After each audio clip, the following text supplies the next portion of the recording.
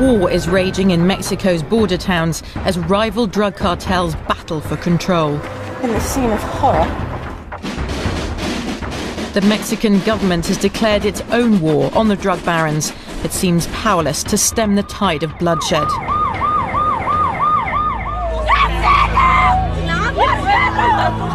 The drug gangs here are as heavily armed as the security forces. Not in a million years would I expect to find something like this here in Mexico. People come here on a holiday.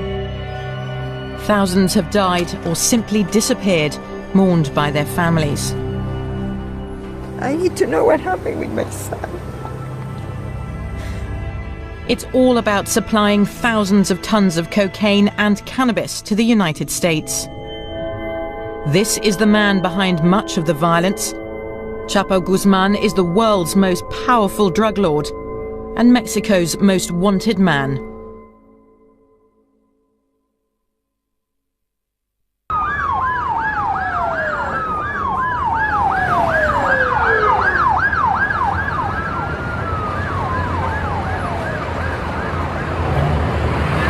Hola, ¿qué pasó aquí exactamente?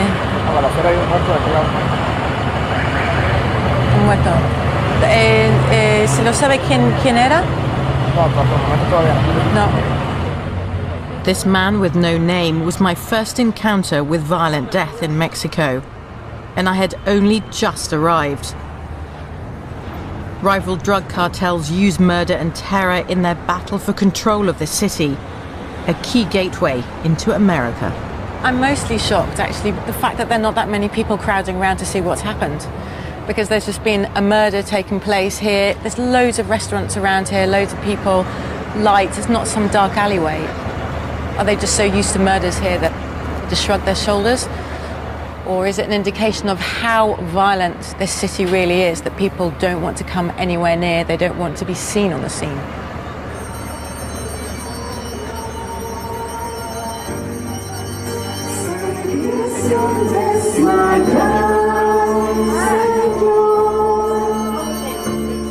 Seguimos con miedo. ¿Quieren seguir con ese miedo? ¿Qué es lo que nos puede pasar? ¿Qué nos puede pasar? Nada. Nos matan. This is a deeply religious country, but it's also a society gripped by fear. Executions and kidnaps are daily events in Mexico's border towns, where every parish is mourning its dead. Most crimes go unpunished, and those affected are often too scared to even talk. Los pecados. Espero la resurrección de los muertos y la vida del mundo futuro. Amén. Feeling abandoned by the authorities, many find strength in their faith. ¿Están dispuestos a luchar? Que viva mi Cristo, que viva mi Rey, que impere doquiera, triunfante su ley. Viva Cristo Rey, viva Cristo Rey. There have been more than 16,000 drug killings in the last 3 years alone. Authorities say it's just a case of criminals killing criminals, and they rarely investigate the murders. But is it that simple? I went to meet a family affected by the violence. They believe this country's victims are being ignored and have chosen to speak out for them. Hello. Hello. How you doing? I'm Katia. Hi. I'm Fernando. Hi. Pleased to meet you, Fernando. Hi, She's my Sandra. wife. Nice to meet you. Pleased to meet you. She's Thank my you for wife. having me in your home. Yeah, come on. Thank you. Fernando Osegueda is a salesman. His wife Sandra no longer works. They have 3 children. The firstborn is called Fernando, like his father. Do you remember that when he started school? Yeah. It was exciting to go to school. When he wake up early the first day, he loved the school. Did he? Really? Yeah, That's unusual. Yeah, because my second one, he say, I don't want to go to school. I don't want to go to school. He cry all the time. This is the last picture we have. Christmas Eve. Age 23, Fernando was about to graduate as an engineer. there was no hint of the trouble to come. But on the 10th of February 2007, everything changed. That day I was outside with my neighbors. The car came and stopped in front of the house. It looked like police officers, you know.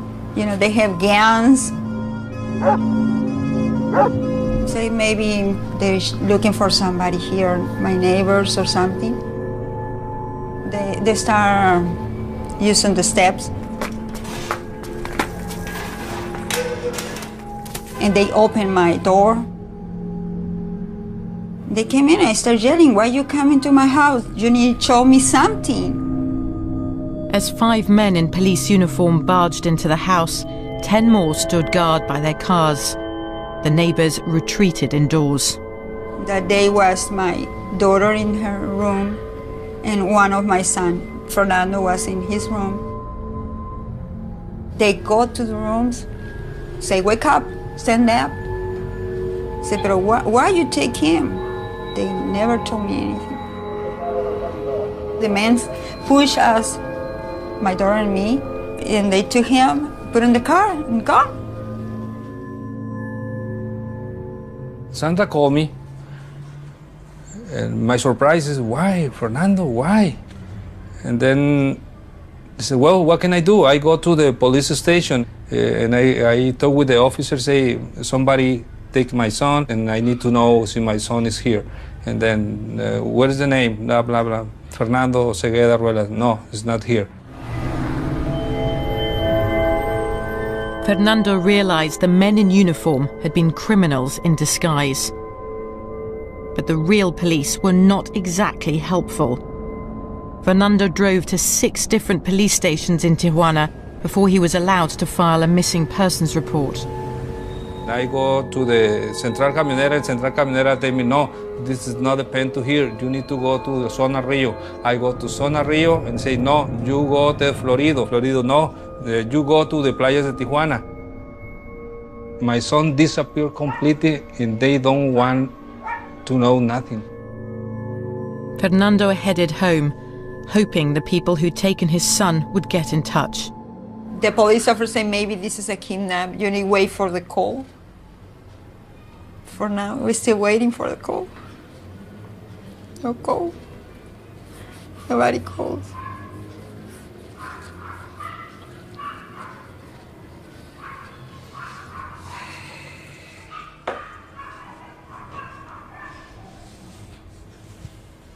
Nobody called.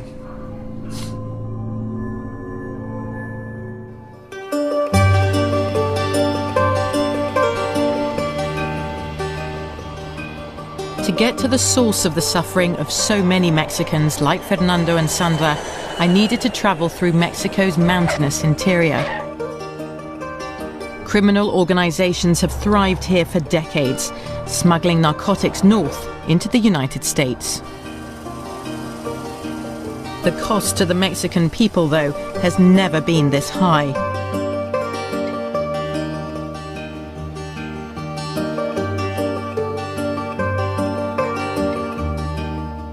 The public brutality of the killings has terrorized whole communities.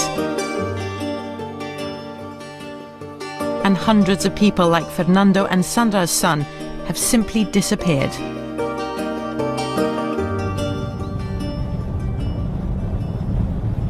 I traveled 900 miles south of Tijuana to a rarely visited part of the country, the state of Sinaloa.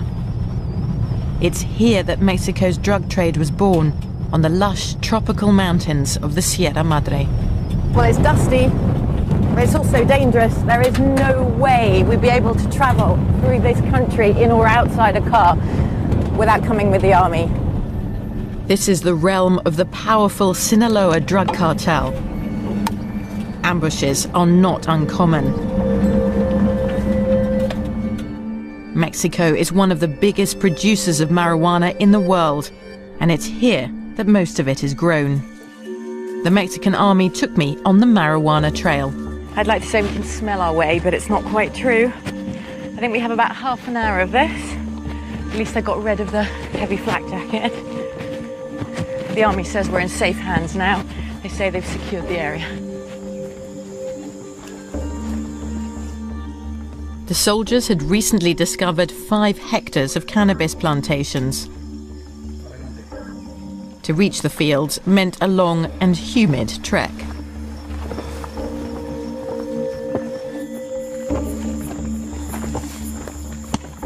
I can smell it. Now I can smell it. Just imagine what it's going to be like when they start burning it.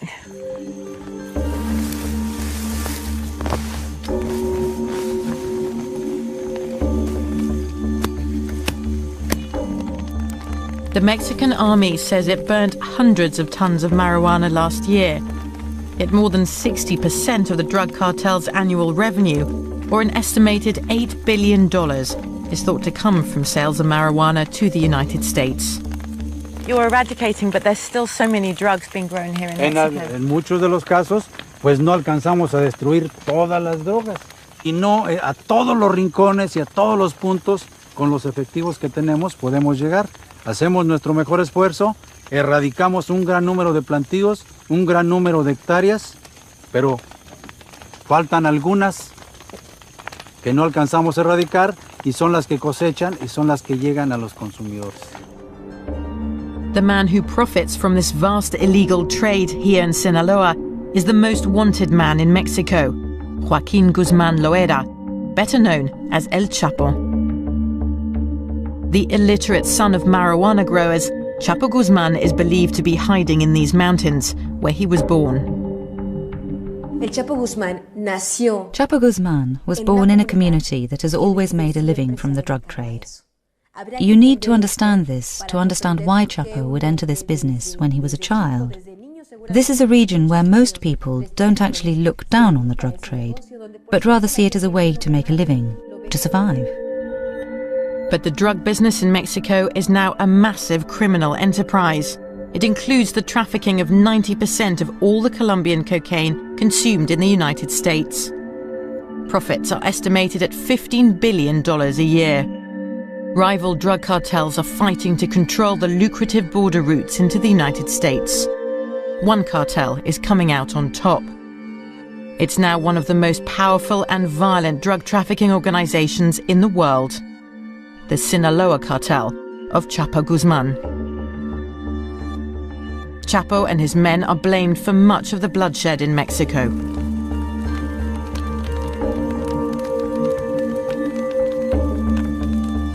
To get rid of the drug trade in Mexico, you need to get rid of the bosses, right? And you've got the big boss, Chapo Guzman, who comes from here. Yo le digo lo que yo considero, ¿sí? Y el avance que tenemos constantemente y el trabajo que hacemos con constancia, esfuerzo y determinación.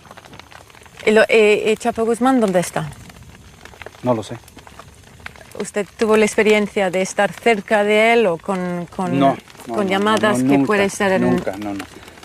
Y no sabemos exactamente dónde se encuentra. Do you think he is here? No lo sé. Do you think you'll find him? You really find him? ¿Lo encontrará? Estimo que sí. Sí. Bueno, mucho gusto. Gracias, mucho general. gusto. Hasta luego. Hasta luego. Joaquín lo era, lo es y será.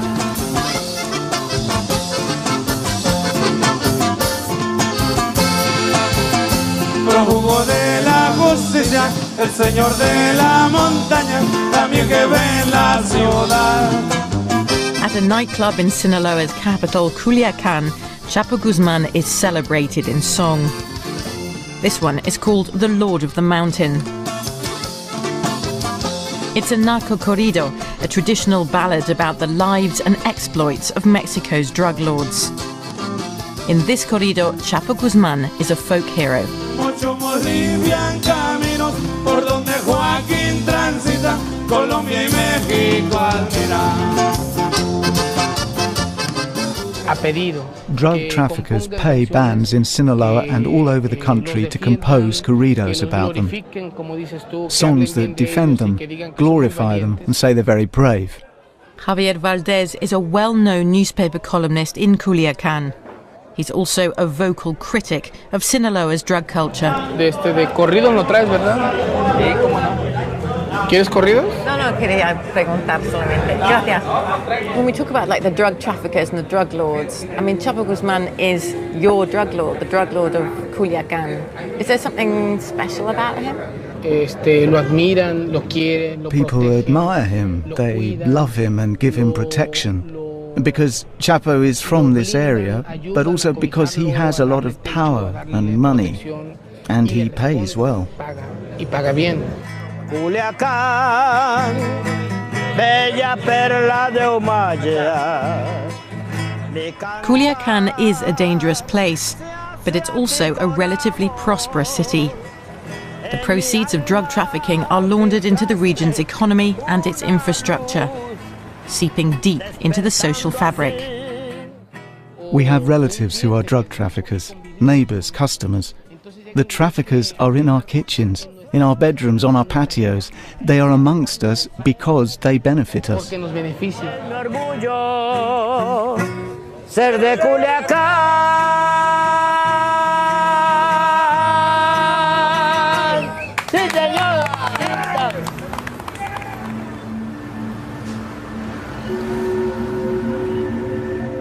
Not everyone in Mexico is doing well. Far from it. The country is experiencing a deep recession. 40% of people here still live in poverty. Perhaps I shouldn't be surprised that drug trafficking is an attractive career path. I went to a local school to find out just how early Chapo Guzman's cartel begins recruiting. ¿Conoces a muchachos o muchachas que están involucrados en este mundo? También en la clase con vosotras. Sí, pues sí. Pues sí, es que la mayoría. Es que todos aquí son así. Bueno, aparentan, pues, sí. ¿Cómo visten? Que traen puesto, que visten. Cómo hablan también. Hay chicas en la escuela a quien impresiona el dinero, pues los sí. coches. Sí, hay gente la que mayoría. Sí. ¿Qué buscan ellas? Pues dinero, que las mantengan bien, etcétera. El dinero. The money. Gracias a esto. Thanks to this job, I built my house. I furnished it. My wife has a car. Luis Navarez used to be a teacher. He was recently jailed for driving a lorry packed with marijuana from Sinaloa up to the US border, something he'd been doing for 20 years. ¿Por qué? Porque con un sueldo de maestro. Why? Because on a teacher's salary, you lack many things. Careces de cosas. Mis hijos ya conocen Disneylandia. My sons have been to Disneyland in Los Angeles, to Universal Studios, to SeaWorld. Pero has perdido años de tu vida acá. Sí. Yes, I've lost years of my life, but I earned a lot. When I come out, I won't ever have to work again. It's a vicious circle. While the drug trade provides an income for many Mexicans, the chaos and the violence it brings are destroying the legitimate economies of the country's border towns. So sad to say because it's my city, and this used to be a boom street, and now it's a ghost street. Most of the business in this street are now closed. Look, this is closed, that is closed, that one is for rent.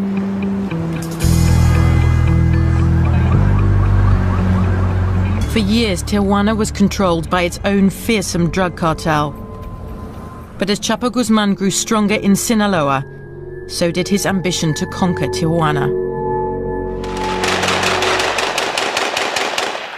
The ongoing conflict recently erupted into the worst turf war this city has ever seen.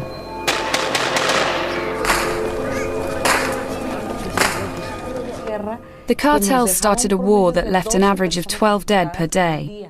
At times, all of them at once in the same place. Sometimes they would find 5 decapitated bodies here, 1 dismembered body there. It was horrible. Journalists are also caught up in the violence. Mexico is the world's most dangerous country for reporters after Iraq. 2 editors of Zeta magazine have been assassinated, but Adela Navarro's publication continues to expose the cartel's crimes and the rampant corruption in Mexico. Between September 2008 and January 2009, there were 600 executions in Tijuana, and local police didn't do anything. Neither did the federal police. They did nothing. Many in Tijuana feel let down by the authorities.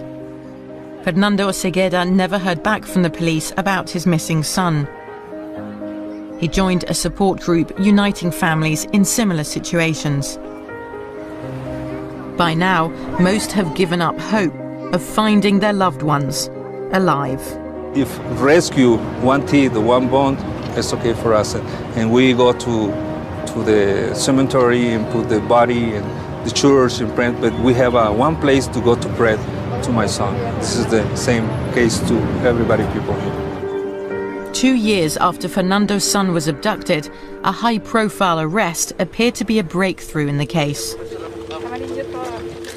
In January 2009, a man called Santiago Mesa was detained.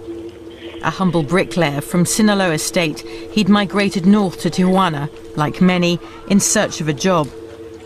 He found one. ¿Cómo hacías el trabajo? Yo los echaba en un tambo y ácido y ahí se desactivaba.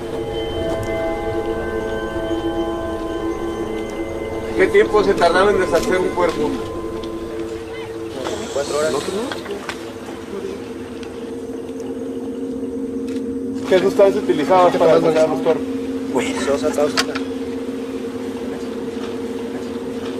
Una vez que se deshacían, ¿qué hacías con el líquido, con lo que quedaba? Se lo echaban en una fosa.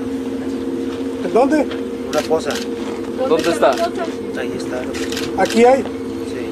¿Aquí debajo de donde estás tú? ¿Cuántos cuerpos restos todavía? ¿Cuántos cuerpos dejaste aquí? Mesa confessed to disposing of the corpses of people kidnapped and then killed by the drug cartels. He said he dissolved the bodies and buried the remains in the grounds of his shack. Mesa became known as the pozolero, the stew maker of the drug lords. I was so scared of hearing that. It's like a scary movie, you know. How can he say that? And he recognized he dissolved 300's body. And then we talk about maybe he can recognize somebody, but he say maybe.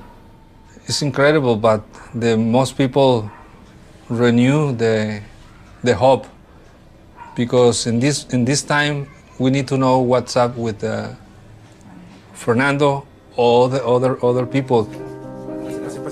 Fernando stepped up his protests, calling on the authorities to interrogate the stew maker about the identities of people he'd dissolved in acid. En ese comando también ve este niño, Enrique Osuna.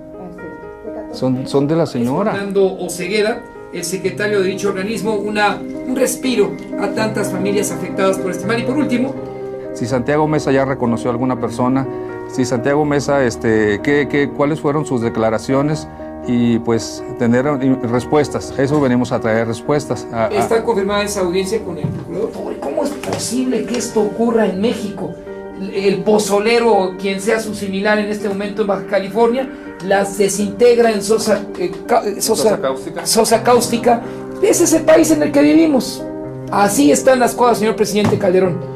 1:27. Santiago Mesa confessed to having worked for years for the Tijuana cartel. But lately, he'd switched sides in Mexico's drug wars and begun plying his macabre trade for the men from Sinaloa, led by Chapo Guzman. It's the latest gruesome episode in a long-running turf war. Back in 1993, Chapo's first attempt to control Tijuana failed dramatically when a shootout with his rivals claimed an eminent victim. A top Mexican cardinal was killed in the crossfire. The Mexican government came under huge pressure to act, and Chapo Guzman was arrested. These were the first images Mexican people saw of him. A diminutive man who described himself as a farmer.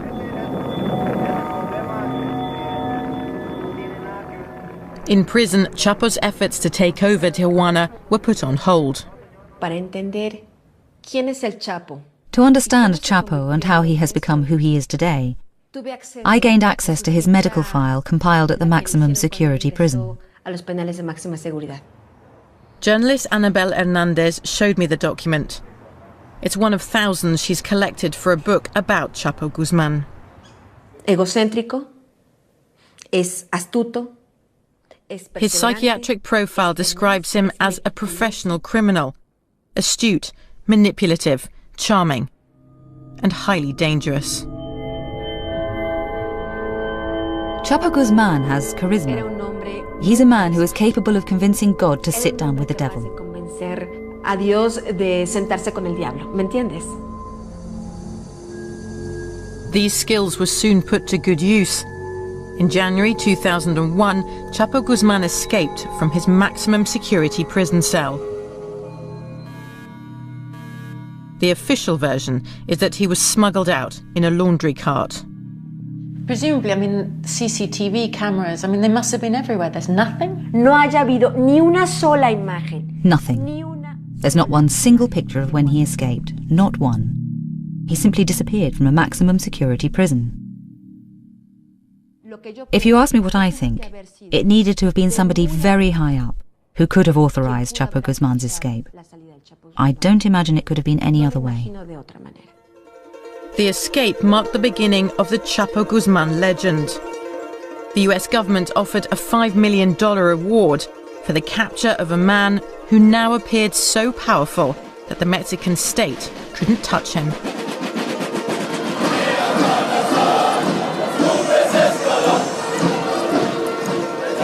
It's Independence Day, and Mexico's President Felipe Calderón is reviewing his troops. Since taking office in 2006, Calderón has declared war on the drug cartels and deployed 50,000 soldiers and federal police in the country's drug hotspots. This attempt to restore the rule of law by armed force has seen an upsurge in violence. But the government defends its policy. There is no historical precedent for the effort being made in Mexico today. What we have done in number of arrests, the seizure of money and drugs, the drug bosses we have captured, has no precedent in the world. Not everyone agrees. They're talking about thousands of captures, but only 2% of those captures wind up with a final ruling establishing a guilty verdict. So you just do not have an effective repression. That's it. You don't have a real dismantling of the economic base of organized crime hidden within the legal economy of Mexico, where 78% of the GDP sectors of the legal economy have been infiltrated by organized crime.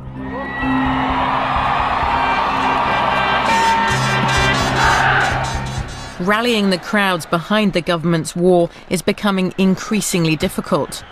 The most visible result of the policy has been escalating violence. But President Calderón's right-hand man, his Minister for Public Security, is convinced challenging organized crime will pay off over time. There is always a peak of violence at first. But in every previous case, in New York, Chicago, Palermo, Medellin, the violence began to go down after 4 to 5 years.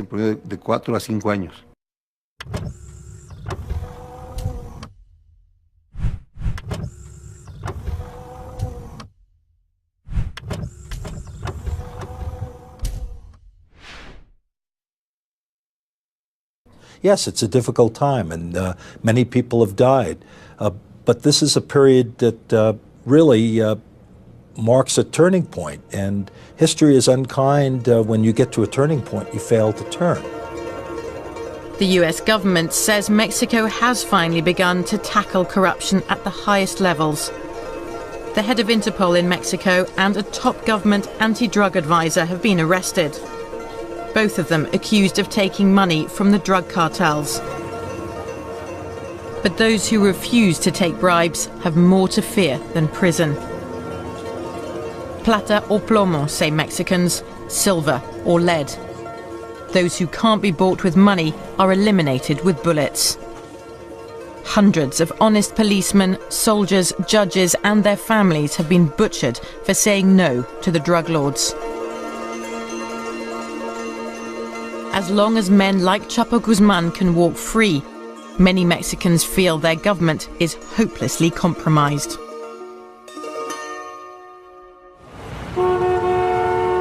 Ciudad Juárez, a desert city on the border with Texas. This is the ultimate trading post between Mexico and the United States. It's also the drug war in Juárez has thrown up an unlikely hero. A softly spoken law professor, José Reyes was elected mayor 2 years ago. Ever since, he's been on a mission to win people's trust.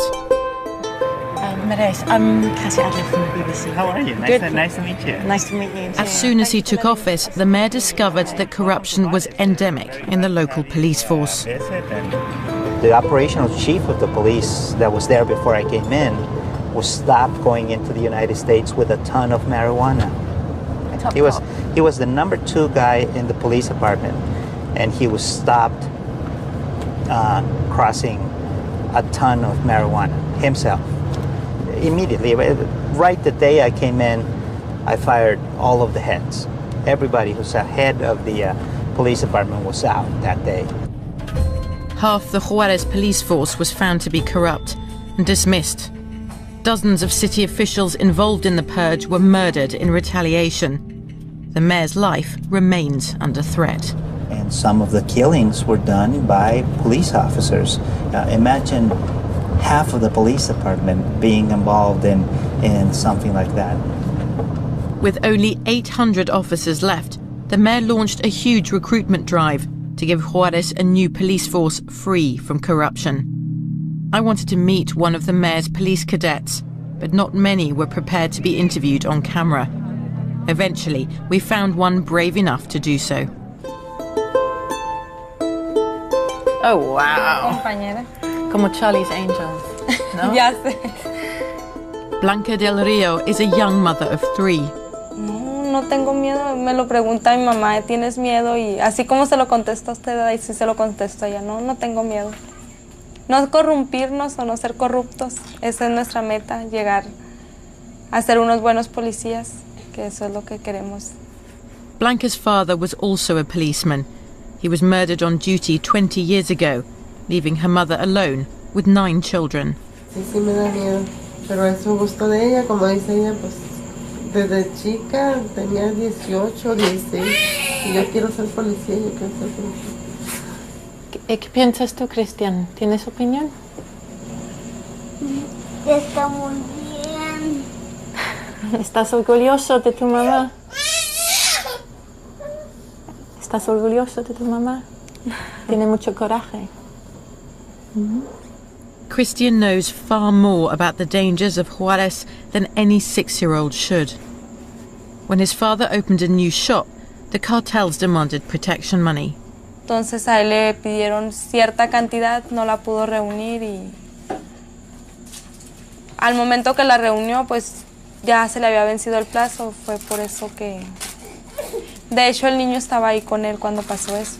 Se lo había llevado una semana. Blanca's husband was murdered in front of their son, Christian. It happened only 2 months ago.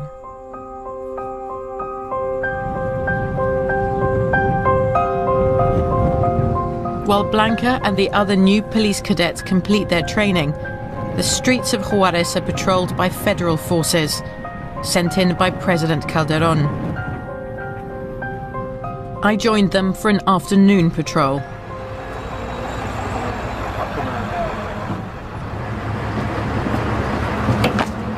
¿Dónde está? Ahí enfrente. No cruzamos. Apparently the execution took place inside that petrol station. You can see inside the police cars on the crime scene they've got masks on because for them it's a matter of life and death, and you know, people recognise them, the wrong people know where they are. That can cost them their lives or put their families' lives in danger. A man has been shot in the center of town, in broad daylight. There should be plenty of witnesses. But people here rarely talk to the police.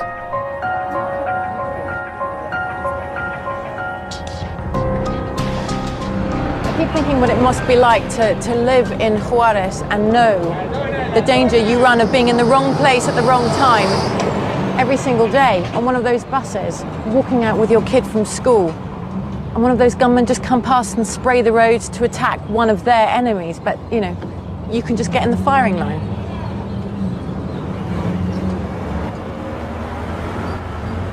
Soon, our patrol receives another call.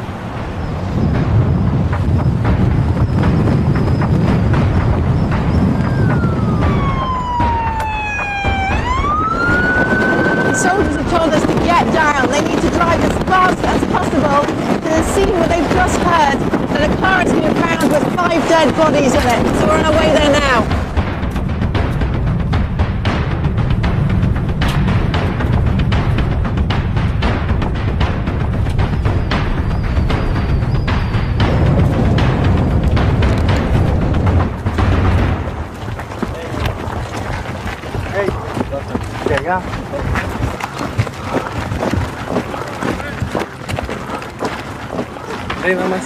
There's police and soldiers all around the car, bullet holes all through the windscreen and blood spattered all over the windscreen.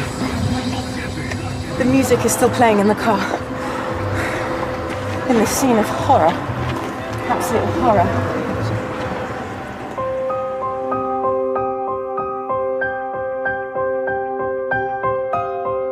These young men were all wearing similar badges. They were probably factory workers going home after their shift.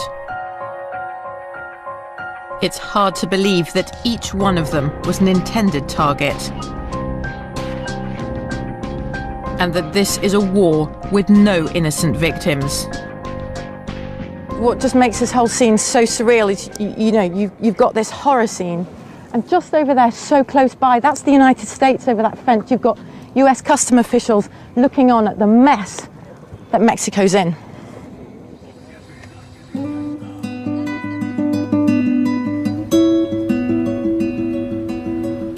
This is one of the bridges crossing from Juarez into El Paso, Texas. To ordinary Mexicans, it symbolizes the chance of a better life. To Chapo Guzman and other drug traffickers, it's a prized gateway to their business of death. Across the border from Mexico is the world's largest consumer of drugs, America. Where have you found drugs in cars that have been inspected? It would probably be a safer question for you to ask, where haven't we found drugs? Your fender panels, your door panels, your roof, very drive shaft. We found it in intake manifolds on the engines, air cleaners, in the tires. So where we haven't found it, I think maybe where you put the key in the ignition. How many drugs have you seized? This year, unofficially right now, we're over 60 tons of marijuana. That you seized right here? That's the total for the port. I don't have my cocaine and heroin numbers, but it's quite a bit, significantly less than that. And some methamphetamines and again, some pills.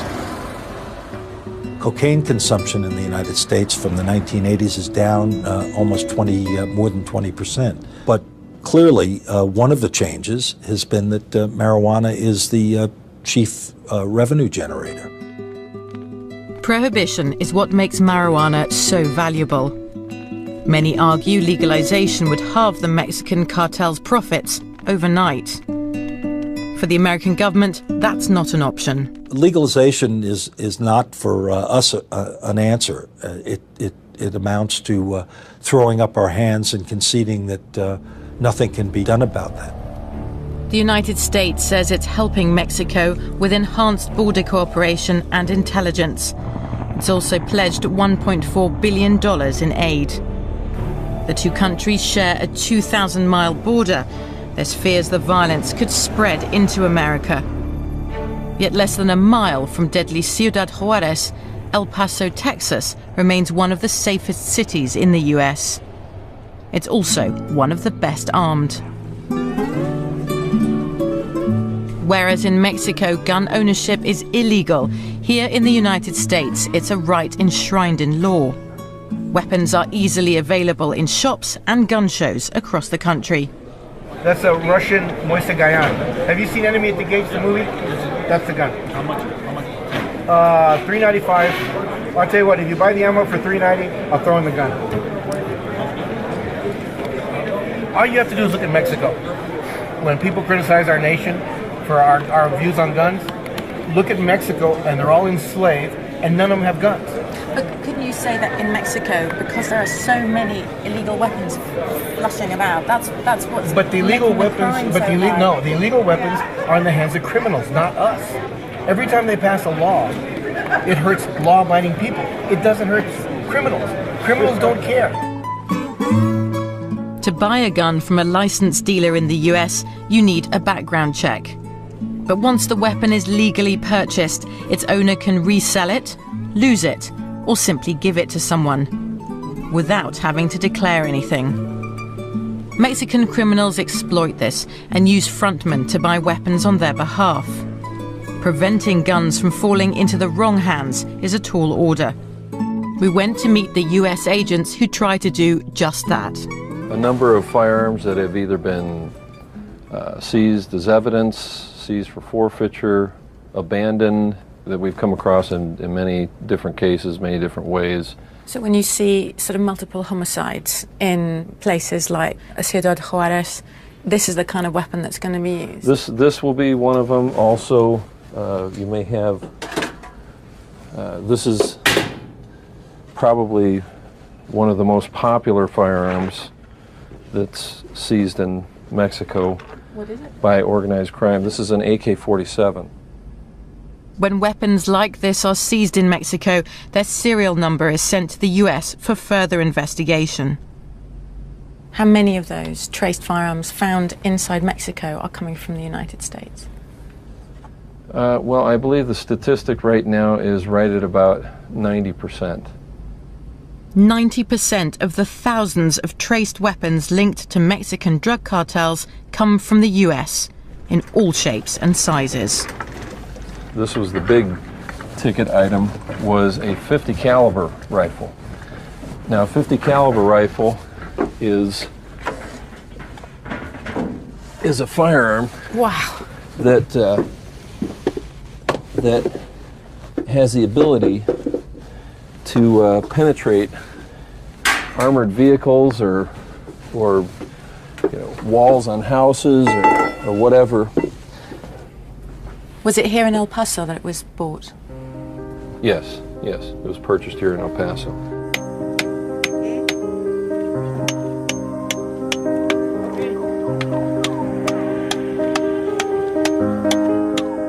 Back in Mexico, the despair caused by the violence seems never ending. Fernando Cegueda is still looking for his missing son. With other families of the disappeared, he's staging a protest outside Tijuana's most notorious crime scene. The man known as the Stew Maker confessed to dissolving corpses here, but the authorities told families there's no trace of their loved ones. We went to that place and we didn't find nothing. We really found some kind of indicios, quiero decir en español. I would like to say this word in English. Indicios is an elements. We didn't find no one. Evidence? Evidence. We don't find evidence. Yeah. We were told a gelatinous substance was found here, but that it was so acidic that any DNA evidence was destroyed. Fernando doesn't believe it. Que sí existen y que están en ese lugar. Entonces hay que venir a escarbar ahí y eso a lo mejor lo vamos a hacer nosotros. Como le digo, quizás vamos a terminar en la cárcel, pero esta puerta la vamos a tirar y vamos a meternos allá que hay esquina y con picos y palas vamos a hacer el trabajo que la autoridad federal debió haber hecho hace mucho tiempo. Está aquí para guiar el Espíritu de Dios está aquí. We have to put in context also that these people who disappear, people who participate with criminals, is not common people. The people who are representing them, their sons or families, are collaborating with criminals. Mexico's dead and missing are tainted by suspicions of being linked to the drug world. Do you think it's possible? Sometimes I was thinking, when at that moment, say, okay, maybe.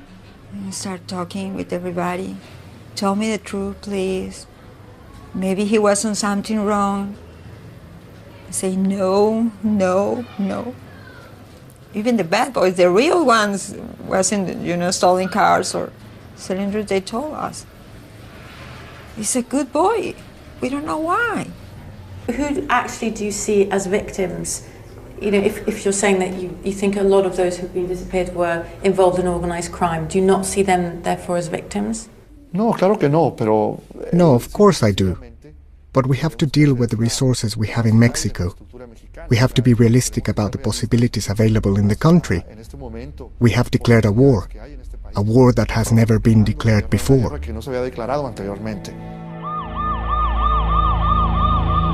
But victory in the Mexican government's war appears ever more elusive. Despite the heavy deployment of forces in Ciudad Juárez, murders have shot up tenfold since Chapo Guzman decided to try and conquer the city.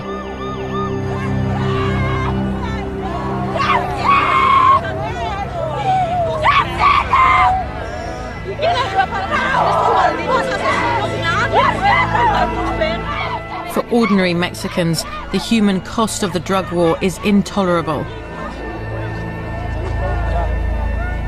This is one victim whose innocence surely no one can dispute. Josiel Ramirez lived and went to school across the border in Texas. He'd come to Juárez for the day to see his father. He was deliberately shot in the head as he crawled out of his father's car, ambushed by gunmen.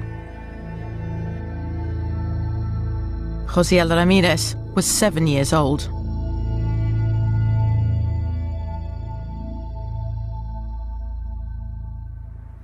It's sickening to be watching out for your children, afraid they might get hurt because of the evil you have done.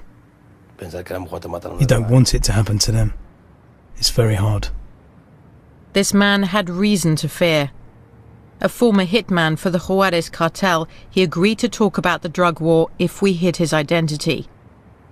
Shortly after I met him, he too was executed.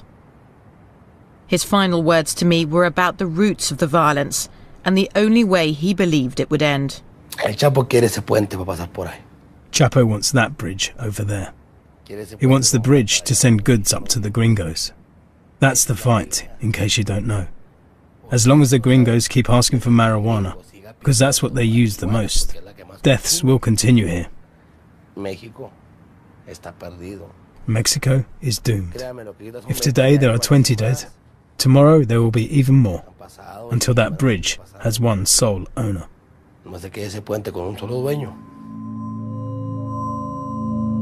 If you're in the shoes of an average Mexican citizen, and you see that the government has huge levels of corruption, that the police have been infiltrated, that when you report a crime, you become not the victim, but you become the persecuted. And on top of that, you see a failed strategy that is being implemented. Very likely, first of all, you will start saying, let's negotiate with organized crime groups. Let's just negotiate with this guy so the violence stops.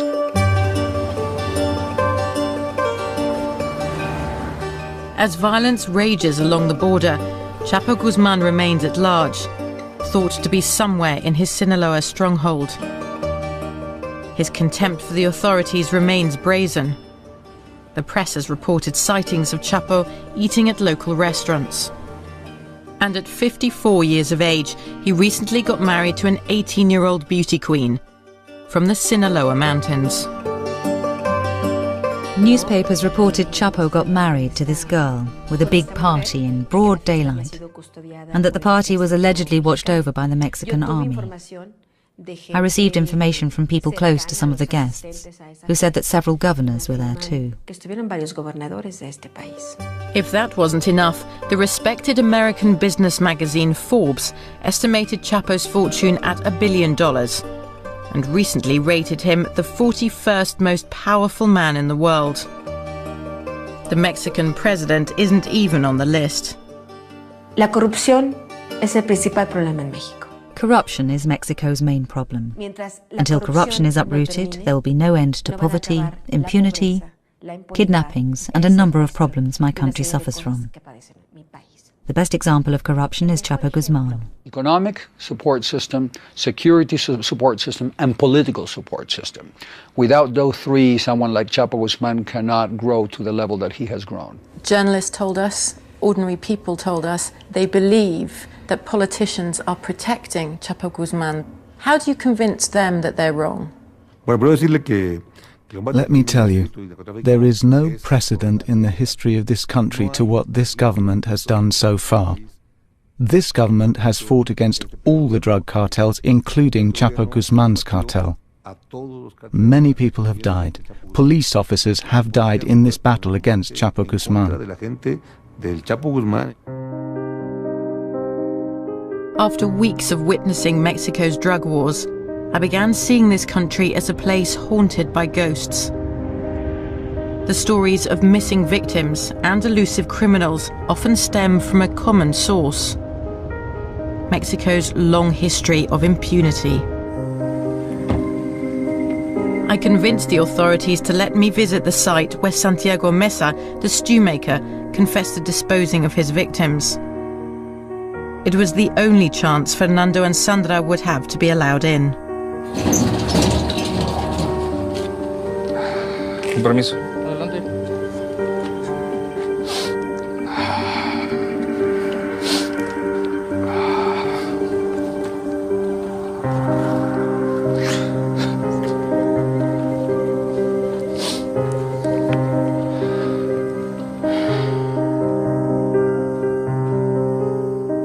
The authorities insist no identifiable human remains were ever found here. But Fernando and Sandra aren't prepared to give up on their son. Yeah. This is Sosa Caustica. Maybe my son is here. Fernando, it's possible to stay here. Stay there, or there, I don't know. We need to know what happened with him and try continue living. I really need it. I need to know what happened with my son. God gave me my son, but I don't know why he took it from me.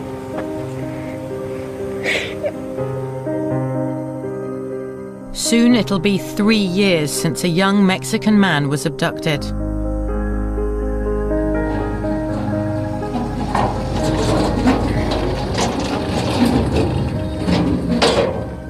This may be as close as his parents will ever get to finding him.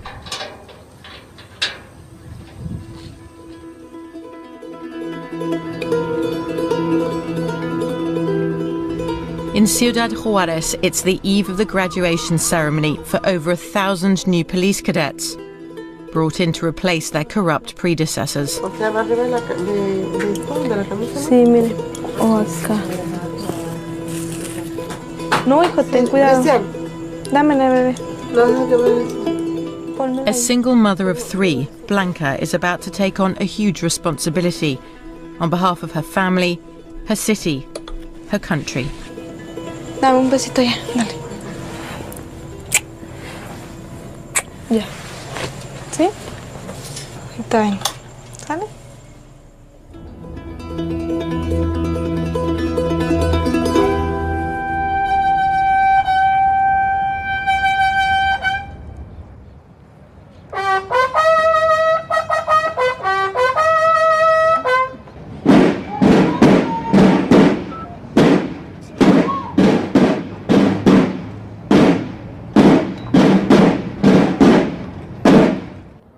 A partir de este día, cuando comiencen sus patrullajes, tengan siempre en cuenta que fueron preparados para representar a la ley, para ganar la lucha contra el mal y vencer cualquier tentación que los desvíe de su camino. Les espera una tarea difícil. Muchas gracias por su amor por Juárez. Felicidades a toda la nueva policía.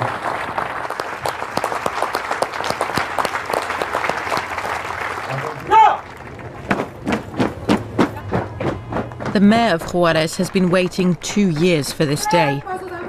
His hopes for the city and his personal legacy rest on these young men and women. Porte ese uniforme con mucho orgullo, ¿eh? Hágalo por el bien de Juárez. Muchas felicidades. Gracias.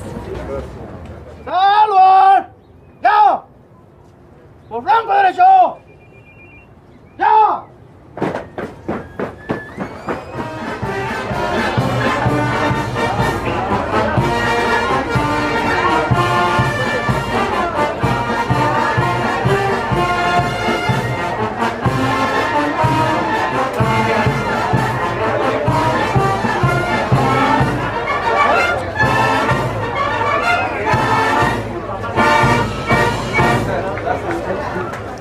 De mañana, 6:30 horas. Muy bien, gracias. ¿Cómo te sientas? En el desfile. Y más porque mi mamá está conmigo. Hola, soy Katia. Hola. El resto del personal a las Hola. 7 Espero de la que mañana. vemos a tu familia antes de irnos otra vez. Ok, su casa es mi casa. Ahí los espero. Gracias, gracias. Otra vez una enhorabuena. Gracias.